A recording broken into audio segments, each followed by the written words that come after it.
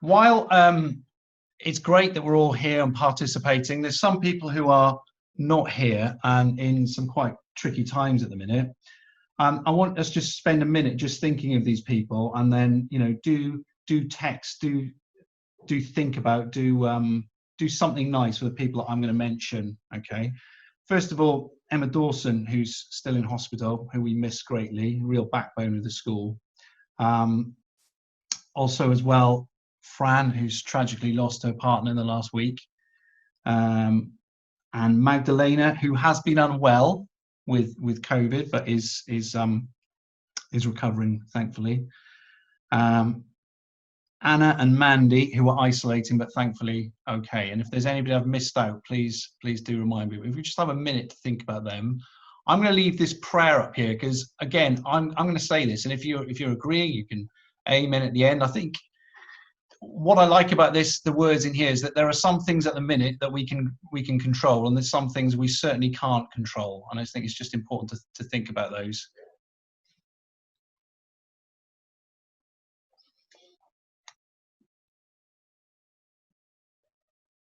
So let me just say this: God, grant me the serenity to live fully and generously through circumstances I cannot control. Hope to keep on imagining better times for myself and the world, and courage to change what I can instead of simply leaving it to others. Okay. Right. Keeping it on a bit of a SIAMS tip. When the SIAMS group met recently, we looked at the consultation document.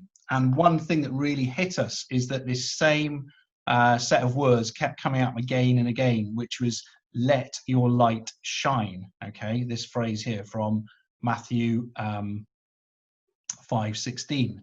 And then Rose beautifully drew this out. This is not Rose, this is Amy, as a lighthouse. And this is what we're thinking of at the moment. And the lighthouse is so significant in terms of what St. Michael's is. It's a place of safety. It's a place that, lighthouses have got longevity. They need a lot of wisdom, knowledge, skills, and collaboration to be built.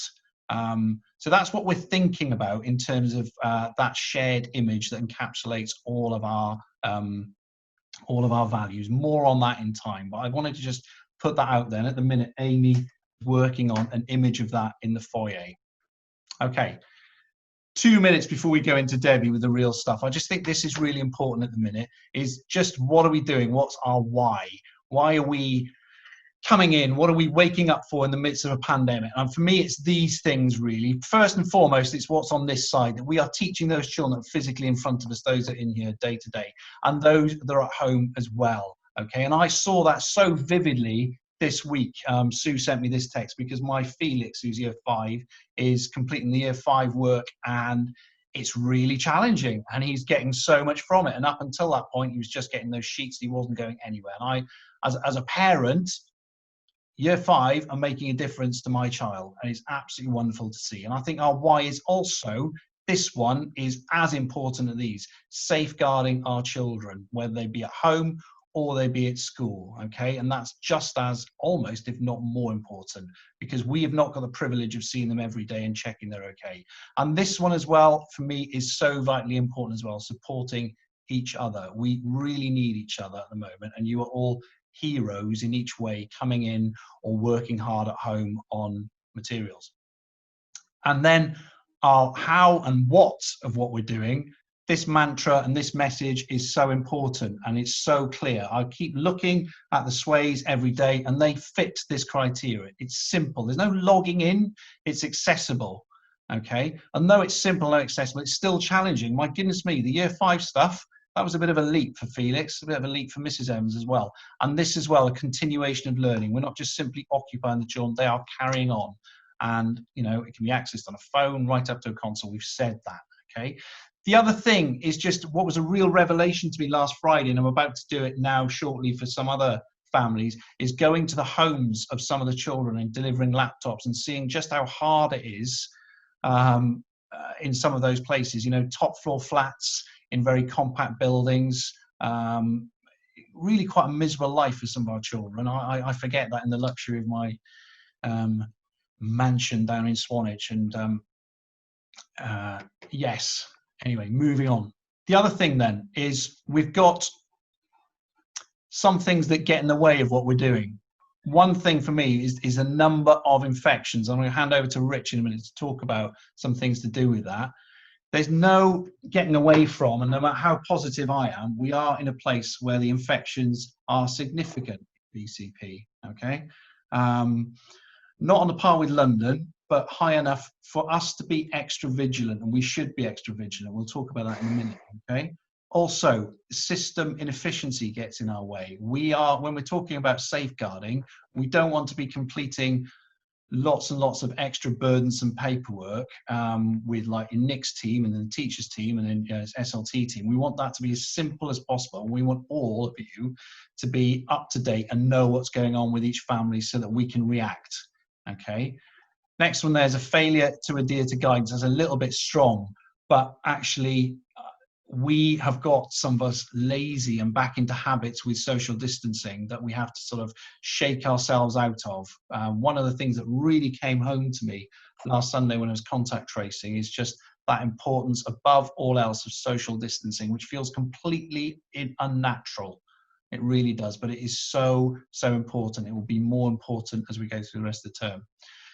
The other thing I think that gets in the way is our own perfectionism. Yeah, if you see my assembly, sometimes, you know, Sue will say to me when she watches them, how long did that take you? And I might sort of play it down a bit and say, well, you know, maybe just half an hour. But if you do all that fancy video editing and putting bits in, it can take a long time and the impact can be really, really low. All we really need, you know, is some pen and paper and some talking over that at a very base level. It's great that you do so much more than that. And just on that point, those gooseneck things, those iPhone holders have come. I've got 8 of these in my room, and year leaders will make sure you get those to help you use your iPhone to video yourself demoing, okay?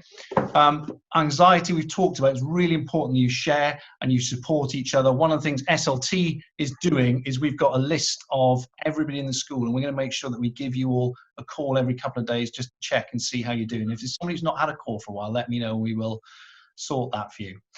Okay, in the next box there, the green box, we're looking at simplicity in our systems to make sure that you don't have to do burdensome stuff. You are able to focus on teaching and learning and contact of families and making sure they're okay. Support for each other we talked about, and testing is one thing I'm going to mention before I hand over to Rich. In the next 2 weeks, we will see testing for primary school staff and children happen, okay? Now, how that's going to happen is in the ether at the moment. We are hoping, and there's rumours, that it will be relatively simple and your involvement will be minimal. But what that will do is twofold. One, it will give us safety and it will give us reassurance, both for us and our families. The other thing it will do is it'll highlight some people that perhaps we might have missed who will come up as being asymptomatic maybe, and they'll have to isolate, and that will be a pain, okay? So all the more important why we do social distancing. Right, now I'm going to hand over, if I can, to Mr. Fry. Super. Have you got the is that the spread, the slide? There it is. Perfect, as if by magic. Right. Okay. So just to reiterate a couple of key points. Really, I think in light of the recent case that we had, Anthony was dealing with on Sunday as well, a few other things have come to light. So I think it's timely to reinforce a couple of key messages. Number one is simply keep your distance. And that simply means physically stay apart as much as you can. The office was becoming a little bit of a place to go for photocopying things. If we can avoid the office at all costs, that'd be fantastic. Stay in bubbles and really only make any visits if everything, you know, it's a very essential thing. You know, some of us are more nomadic than others, and I think I did an experiment with myself yesterday afternoon in about a 10-15 minute window, and I had 4 kind of relatively close contacts with people that potentially I could have avoided if I really think very carefully about my distances. And just to reiterate the distances, close contact is within a metre for any amount of time, a second or more.